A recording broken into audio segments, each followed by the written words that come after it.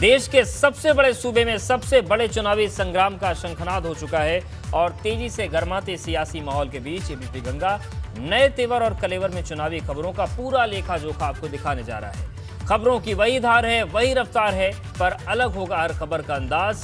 कौन किस पर गरजा, कौन किस पर बरसा आपको दिखाएंगे। किसकी कैसी तैयारी है, कौन मौके पर चौका मार रहा है, ये भी आपको बताएंगे। और शुरुआत करते हैं यूपी चुनाव के सबसे बड़े रण की 7 के समीकरण।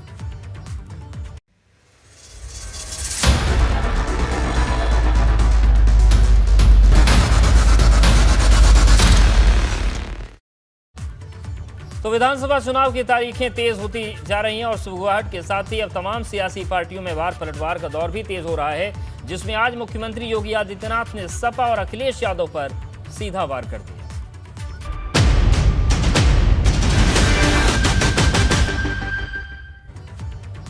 मुख्यमंत्री योगी आदित्यनाथ ने आज अखिलेश यादव के गढ़ आजमगढ़ का दौरा किया। यहां पर उन्होंने सगली विधानसभा क्षेत्र को 74.14 करोड़ की 32 परियोजनाओं का लोकार्पण और शिलान्यास किया। साथ ही लाभार्थियों को प्रमाण पत्र बांटे। मुख्यमंत्री योगी ने यहां पर एक जनसभा को संबोधित किया। इस दौरान सीएम योगी विपक्ष पर, खासतौर पर सपा पर जमकर बरसे। उन्होंने कहा कि जिस गाड़ी पर सपा का झंडा लगा हो, समझ लें कि वो सबसे बड़ा गुंडा है। यही नहीं, सीएम योगी ने कहा कि कोरोना काल में मैं लोगों की देखभाल के लिए 3 बार आजमगढ़ आया, जबकि आजमगढ़ के सांसद अखिलेश इंग्लैंड और ऑस्ट्रेलिया घूम रहे थे।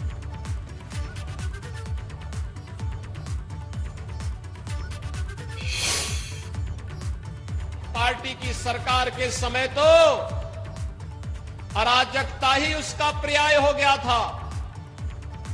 देश के अंदर एक नारा चल पड़ा था, जिस गाड़ी में सपा का झंडा समझो होगा कोई जाना पहचाना गुंडा। यानी ये नारा ही चल गया था, लोग ये मान लिए थे। लेकिन इस गुंडागिर्दी की कमर तोड़ने का कार्य अगर किसी ने किया है तो हमारी सरकार ने प्रदेश के अंदर 2017 के बाद आने के बाद किया।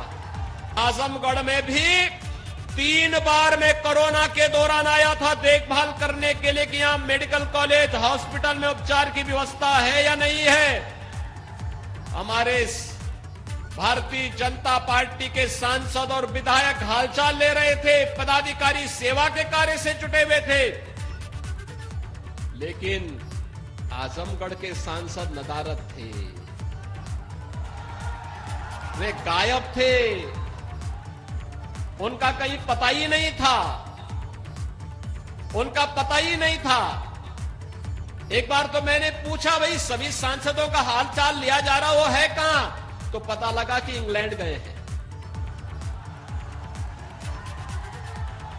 दूसरी बार मालूम क्या कहां है, तो पता लगा ऑस्ट्रेलिया गए हैं। आजमगढ़ के लोगों ने ऑस्ट्रेलिया और इंग्लैंड जाने के लिए तो उन्हें नहीं चुना था। और आजमगढ़ दौरे पर सीएम योगी ने सपा के झंडे को लेकर बड़ा हमला बोला तो सपा प्रवक्ता अनुराग भदौरिया ने सीएम योगी पर पलटवार करते हुए चुटीले अंदाज में तंज कसा है। जिसमें लगा भाजपा का झंडा उसमें बैठा बड़का गुंडा, ना लगाई ब्रेक दे सबके रोन। 2022 में बुटवन से जनता दे इनके रोन। बच के रहिया इनसे सबरा लो।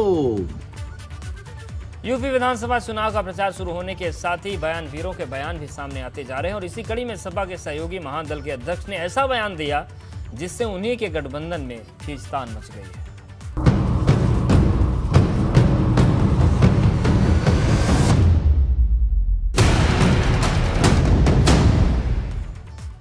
एबीपी गंगा के शो अध्यक्ष जी में महादल के अध्यक्ष केशव देव मौर्य ने ओम प्रकाश राजभर को जोकर बता दिया और अपने इस बयान के बाद अखिलेश यादव के बनाए गठबंधन के 2 दलों सुभाषपा और महान दल के पैदा हुए तनाव को देखते हुए केशव देव मौर्य ने माफी भी मांगी। लेकिन केशव देव मौर्य के माफी मांगने के बावजूद जोकर वाले बयान पर विवाद थमने का नाम नहीं ले रहा है, क्योंकि अब इस मामले पर ओम प्रकाश राजभर ने एक और बयान देते हुए विवाद को हवा दे दी।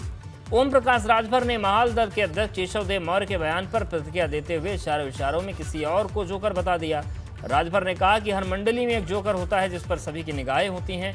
राजभर का वो बयान आपको सुनवाएंगे, लेकिन उससे पहले केशव देव मौर्य का वो बयान सुनिए जिस पर ओम प्रकाश राजभर ने प्रतिक्रिया दी। ये आपके साथी ओम प्रकाश राजभर भी हैं इस समय गठबंधन में, वो तो बहुत कुछ बोलते रहते हैं। हमारे गठबंधन में हमारे साथी हैं, इसलिए उन पे कुछ बोलना ठीक नहीं है, लेकिन वो जो बोलते हैं और जो उनका व्यवहार है वो राजनीतिक जोकर से ज़्यादा कुछ नहीं है। देखिए, एक मंडली होती है, उस मंडली में एक जोकर होता है, सबकी निगाह जोकर की तरफ होती है और 24 करोड़ जनता जोकर मान ले तो माननीय अखिलेश यादव जी को मुख्यमंत्री बनने से कोई रोक ही नहीं सकता है। दरअसल अखिलेश यादव के राजनीतिक गुलदस्ते के दो फूलों के बीच हुए इस टकराव के बाद अखिलेश यादव ने दोनों नेताओं से संयम बरतने की नसीहत दी, जिसके बाद केशव देव मौर्य ने खुद अपने बयान पर माफी मांगी। महान दल के मुखिया केशव देव मौर्य के बयान से राजनीतिक हलचल तेज हो गई है। मौर्य जी हमारे साथ हैं, हम बात करेंगे। मौर्य जी, आपने कहा कि जोकर, इसको लेकर बड़ी सियासत हो रही है। वो चूँकि मुद्दा समाप्त हो गया, वो हमारे बड़े भाई हैं आदरणीय ओम प्रकाश जी, वो शब्दों का चयन ठीक नहीं हुआ और उसके लिए खेद प्रकट कर दिया, या उस पर कोई मतलब नहीं। उन्होंने बड़ा दिल करके मुझे माफ़ भी कर दिया, हमारी उनकी बात है। उन्होंने एक बयान जारी किया कि जोकर जो है मंडली में होता है और उसी पर निगाहें होती हैं, उस पर क्या कहेंगे? वो ये कह रहे हैं कि जोकर अगर सबको पसंद आ गया, सब उसी को देखते हैं, तो 22 करोड़ जनता अगर वोट दे देगी तो चुनाव जीत जाएंगे इसी जोकर के आधार पर। ये उनका बड़प्पन है, वो उन्होंने मुझे सम्मान दिया। अगर वो चाहते तो मुझे अपमानित कर सकते थे, लेकिन उन्होंने मेरी बात को बड़ा किया और उन्होंने बड़प्पन दिखाया आदरणीय ओम प्रकाश जी ने। मैं उनको धन्यवाद देता हूँ। लेकिन इस बात को लेकर मुद्दा गर्म इसलिए है क्योंकि अनिल राजभर जी कह रहे हैं कि ये राजभर का जो अपमान है और अखिलेश यादव को इस गठबंधन से हटा देना चाहिए ओम प्रकाश राजभर को, क्योंकि उनको निशाने पर रख के अपमान किया गया। जब भारतीय जनता पार्टी की सरकार में दलित पिछड़ों का हक लूटा जाता है, तब अनिल राजभर जी को नहीं समझ में आता कि अन्याय है। तो केशव देव मौर्य का कहना है कि भारतीय जनता पार्टी खुश ना हो, ये आपस का हंसी मजाक था, मुंह से निकल गया, कई बार शब्द फिसल जाते हैं, कई बार जुबान से गलत चीज़ें निकल आती हैं, तो ये एक आपस का हंसी मजाक था जिसको सुलझा लिया गया और बात भी हो गई है। इस तरह आगे भविष्य में ये सब चीज़ें नहीं होंगी, चूँकि बयान ऐसे राजनीतिक जब भी आते हैं तो कोई ना कोई विवाद पैदा हो ही जाता है और भारतीय जनता पार्टी इस विवाद को, इनके मौर्य जी के बयान को भुनाने में, कैश कराने में जुटी है। कोशिश ये कर रही है कि राजभर समाज जितना है वो इनके बयान से नाराज़ होकर खुद को गठबंधन से अलग कर ले। लेकिन केशव देव मौर्य का कहना है कि ऐसा कुछ भी नहीं है, गठबंधन मजबूत है और भारतीय जनता पार्टी को हराने के लिए पूरी ताकत से एक साथ हो रहा है। कैमरा सहयोगी प्रमोद के साथ विवेक त्रिपाठी, एबीपी गंगालक। ओम प्रकाश राजभर को जोकर बताने वाले केशव देव मौर्य ने भले ही अपने बयान पर सफाई दे दी, लेकिन अब केशव देव के इसी बयान के बहाने विरोधियों ने सपा और उसके गठबंधन पर हमला बोल दिया है। तो वहीं सपा केशव देव मौर्य के बचाव में उतर आई। जब से उत्तर प्रदेश से कांग्रेस पार्टी की सरकार गई है, विकास की परंपरा समाप्त हुई है और राजनीति में जोकराई शुरू हो गई है। यूं कहें तो लोग कभी भगवान श्री राम का नाम लेकर अपने पाप को छुपाने काम करते हैं, तो कभी कुछ लोग भगवान श्री राम का नाम लेकर अपने नाम को कंट्रोवर्सी में लाकर अपने आप को बड़ा बताने काम करते हैं। केशव देव मौर्य जी बहुत ही सुलझे हुए व्यक्ति हैं और हमारे जो सारे हेलायंस हैं वो बगिया की एक कई तरह के फूल की तरह हैं, जिनसे मिल करके एक बेहतरीन गुलदस्ता बनने जा रहा है। और समाजवादी पार्टी के राष्ट्रीय अध्यक्ष जी ने आपने तो देखा होगा। और अब बात उत्तर प्रदेश में तमाम दलों की सियासी रैलियों और जनसभाओं की। कहां हुई किस पार्टी की रैली और किस नेता ने कहा हुंकार भरी, देखते हैं रैली रिपोर्ट।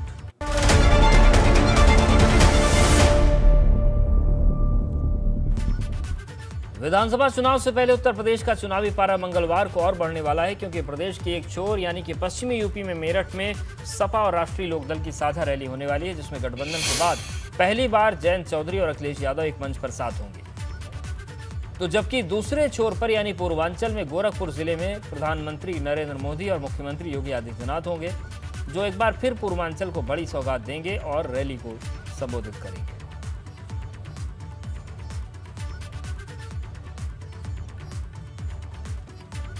– 2022 के चुनाव में भाजपा को पश्चिमी यूपी में घेरने के लिए अखिलेश यादव ने राष्ट्रीय लोकदल से गठबंधन किया है और कुछ दिन पहले ही लखनऊ में अखिलेश यादव और जयंत चौधरी की मुलाकात हुई, जिसके बाद सपा और आरएलडी के बीच गठबंधन तय हो गया था। और मंगलवार को दोनों दलों के राष्ट्रीय अध्यक्ष अखिलेश यादव और जयंत चौधरी एक साथ मेरठ की रैली में अपनी ताकत दिखाने वाले हैं। कल होने वाली रैली को लेकर तैयारियां पूरी हो चुकी हैं। रैली से पहले राष्ट्रीय लोकदल अध्यक्ष जयंत चौधरी ने बताया कि जल्द ही दोनों दल मिलकर 2022 विधानसभा चुनाव के लिए अपने आगे की रणनीति और सीट बंटवारे का फॉर्मूला तय करेंगे। है कि पार्लियामेंट चुनाव के बाद और विधानसभा चुनाव के पहले एक राजनीतिक मंच हम लोग साझा करेंगे और सभाएं तो बड़ी बड़ी हो ही रही हैं, पंचायतें बड़ी बड़ी हमने की, लोगों में बहुत उत्साह है, लोग देखना चाहते हैं एक बेहतर विकल्प। जो आज मौजूदा हालात हैं, डबल इंजन की फेल सरकार है, उसके विरोध भी है लोगों के बीच में, और लोग चाहते हैं कि जो लोकदल की भूमिका रही, लोग चाहते हैं कि पुराने रंग में हम लोग भी आएँ। और एक खुशी की लहर भी है हमारे कार्यकर्ताओं में कि जब गठबंधन का एक ऐलान सा हो चुका है, जब मैं अखिलेश जी से मिला तो उससे एक संदेश किया। लेकिन ये पहली बार मौका मिलेगा लोगों को उन बातों को इजहार करने का। और हमारे यहाँ क्षेत्र में ये एक परंपरा भी रही है कि चीज़ें बंद कमरे में तय नहीं होती, सार्वजनिक तौर पर उन बातों की चर्चा। वहीं कल मेरठ में होने वाली सपा और आरएलडी की रैली पर भाजपा नेता लक्ष्मीकांत वाजपेयी ने चुटकी लेते हुए कहा कि अखिलेश यादव सोचेंगे कि रैली में भीड़ तो आती है, लेकिन वोटिंग के वक्त कहां चली जाती है। मेरठ में आप मेरठ से लगातार विधायक रहे, प्रदेश अध्यक्ष रहे, मेरठ में आपकी अच्छी पकड़ है। कल वहाँ पर रैली हो रही, ज्वाइंट रैली हो रही है, अखिलेश यादव भी जाएंगे, जयंत चौधरी भी रहेंगे, ओम प्रकाश राजभर भी रहेंगे, क्या उसका प्रभाव नहीं पड़ेगा? लगातार अखिलेश यादव की रैलियों में भीड़ भी खूब जुट रही है। नहीं, निश्चित तौर पर लोकतंत्र में सबको अपना अपना काम करने का। मैं एक उदाहरण देना चाहूँगा। अटल जी कहा करते थे कि मेरी रैली में इतनी भीड़ आती है, वोट के समय कहाँ चली जाती है। तो यही बात हो सकता है बाद में अखिलेश यादव भी कहें कि रैली में भीड़ तो इतनी आई थी, कहाँ चली गई। जालौन के उरई विधानसभा से बसपा ने उम्मीदवार घोषित कर दिया है। सत्येंद्र सिंह को उरई विधानसभा से उम्मीदवार बनाया गया है। बुंदेलखंड कोऑर्डिनेटर लालाराम अहिरवार ने इस बात की घोषणा कर दी है। तो बसपा की तरफ से लगातार उम्मीदवारी तय की जा रही है, उम्मीदवार तय किए जा रहे हैं और जालौन के उरई विधानसभा से बसपा ने उम्मीदवार घोषित किया है। सत्येंद्र सिंह को उरई विधानसभा से उम्मीदवार बनाया गया है। और अब बात चुनाव से पहले राजनीतिक दलों के दांव की। सत्ताधारी दल जहां विकास योजनाओं की बौछार करने में जुटे हैं, तो विरोधी चुनाव से पहले वोटरों को अपने पाले में लाने के लिए कोई भी दांव चलने से गुरेज नहीं कर रहे।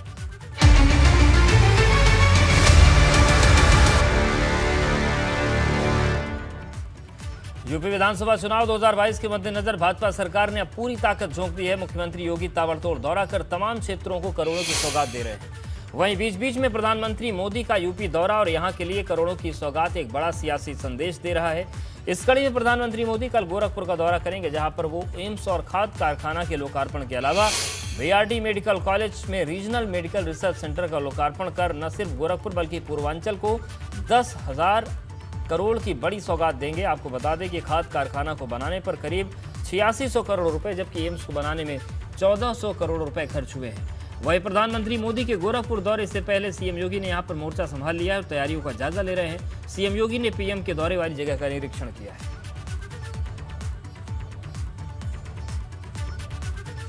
दरअसल पीएम मोदी का गोरखपुर दौरा इसलिए खास है क्योंकि पीएम यहां पर एम्स और बीआरडी मेडिकल कॉलेज में रीजनल मेडिकल रिसर्च सेंटर का लोकार्पण कर रहे हैं।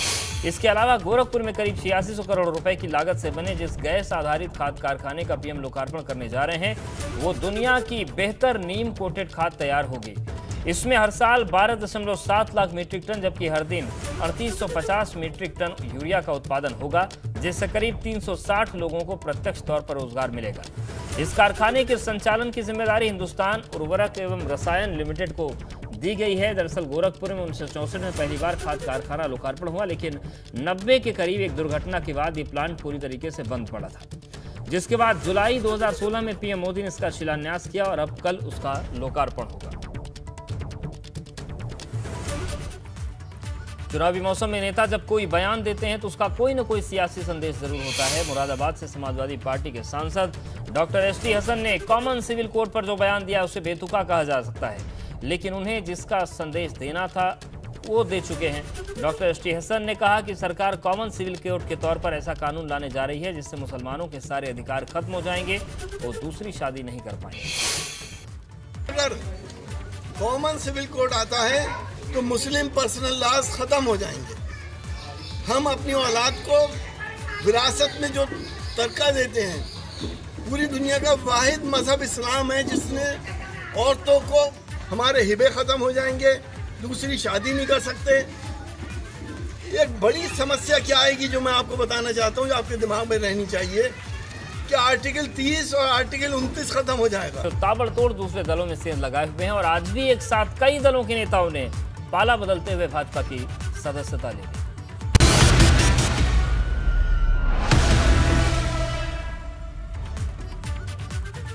यूपी चुनाव 2022 से पहले भाजपा के विपक्ष में सेंधमारी लगातार जारी है। पार्टी ने आज सपा के 6 नेताओं को भाजपा में शामिल कराया। इसमें सपा सरकार में पूर्व राज्य मंत्री किरण जाटव भाजपा में शामिल हुई। इसके अलावा प्रसपा की राष्ट्रीय सचिव मनीषा सिंह, महिला कांग्रेस की पूर्व राष्ट्रीय सचिव शबाना खंडेलवाल, सपा के सिधौली से ब्लॉक प्रमुख रामबख्श रावत ने भी भाजपा का दामन थाम लिया। इसके अलावा पूर्व आईपीएस मनोज झा और कवि सौरभ भी भाजपा में शामिल हुए। इस मौके पर किरण जाटव ने कहा कि जाटव समाज भाजपा के साथ है। किरण जाटव जो सपा सरकार में दर्जा प्राप्त राज्य मंत्री थी, उन्होंने बीजेपी ज्वाइन की है, मेरठ से आती हैं, 2016 में अपनी पार्टी बना ली थी। किरण जी, आप जाटव समाज से आती हैं। माना जाता है जाटव समाज हमेशा से बीएसपी के साथ रहा है। आप सपा में दर्जा प्राप्त राज्य मंत्री नहीं, आज बीजेपी ज्वाइन आपने की, जिम्मेदारी आपकी बड़ी है। क्या जाटव समाज बीजेपी के साथ आएगा? जी बिल्कुल आएगा जाटव समाज, क्योंकि ऐसा है ना, इस वक्त जाटव समाज एक अपने आप को है ना बेसहारा सा महसूस कर रहा है राजनीति में। उसे एक अच्छा नेतृत्व नहीं मिल रहा। चौधरी अखिलेश यादव कल वहाँ पे रैली करेंगे, उसका असर नहीं पड़ेगा? देखिए, उनका जो अपना वोट बैंक है बस वही थोड़ा बहुत उनके पास रहेगा, वरना जो भारतीय जनता पार्टी का वोट बैंक है या जो दलित समाज है, जो एससी समाज है, वो भारतीय जनता पार्टी के साथ ही आएगा। तो ये किरण जाटव हैं, आज बीजेपी इन्होंने ज्वाइन की है, जाटव समाज से आती है और कोई ना कोई वेस्टर्न यूपी से खासतौर से जाटव समाज का बड़ा लीडर बीजेपी ज्वाइन करता है और आज भी कुछ इसी तरह की ज्वाइनिंग हुई है। कैमरा मेहदी हसन के साथ अनुभव शुक्ला, भी गंगा, लखनऊ। और 2022 विधानसभा चुनाव में दलित वोट बैंक बना रहे, उसके लिए बसपा प्रमुख मायावती कोई गलती नहीं करना चाहती। आज फिर से बसपा प्रमुख मायावती दलितों को लेकर विरोधियों पर बरसी।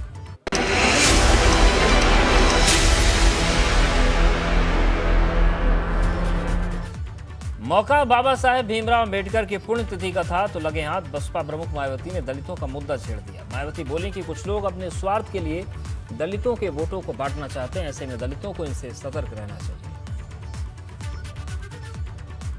कुछ लोग व संगठन अपने थोड़े थोड़े निजी स्वार्थ की खातिर खासकर दलितों, आदिवासियों, पिछड़े वर्गों व अन्य उपेक्षित वर्गों के वोटों को बांटकर बाबा साहब की मूवमेंट को कमज़ोर करने में लगे रहते हैं। हालांकि उन सबका स्वार्थ फिर चुनाव के बाद उन्हें पैदल करके फिर से ऐसा छोड़ देते हैं कि वे ना घर के रहते हैं ना घाट के। और चलिए अब बात करते हैं आज के कू सवाल की। एबीपी गंगा के चुनावी शुभ अध्यक्ष जी में महान दल के अध्यक्ष केशव देव मौर्य ने ओपी राजभर को जोकर कह दिया, जिसके बाद सियासत गर्म हुई। और इसी पर हमारा आज का सवाल है, और वो सवाल है कि केशव देव मौर्य के जोकर वाले बयान से सपा गठबंधन की मुश्किलें कितनी बढ़ी। और आज के हमारे इस सवाल पर सैकड़ों दर्शकों ने कू ऐप पर अपनी राय दी, जिनमें रमाशंकर सिंह ने लिखा कि MY फार्मूला बनाकर आसानी से सत्ता हथियाने और मलाई खाने का जमाना चला गया, अब जनता विकास पर सरकार चुनेगी।